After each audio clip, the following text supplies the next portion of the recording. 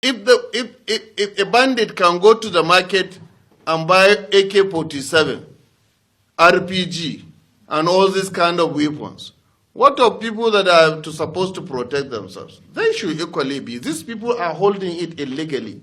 We are trying to hold it legally. Why can't the government allow people to have this thing so that they can equally confront the challenges? I'm telling you, they have panic.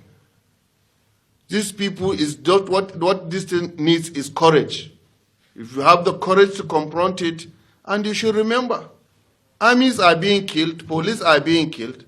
So whoever sacrificed to offer this kind of service, they cannot rule out being harmed or killed or injured in the course of doing his assignment. This is a sacrifice that one has to make.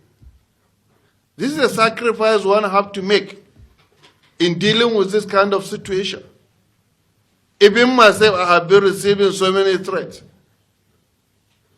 But that will not deter me. I have told you earlier, I will only die once.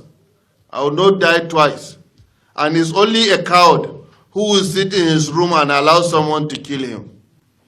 It's an obligation of us to protect ourselves. It's against even our religious belief to allow somebody to just come and take our property, kill us, maim our children, just like that.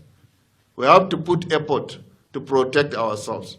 And that is the sole aim of the government, and that is sole responsibility of the government. So we are seeking for collaborative effort to address the issue.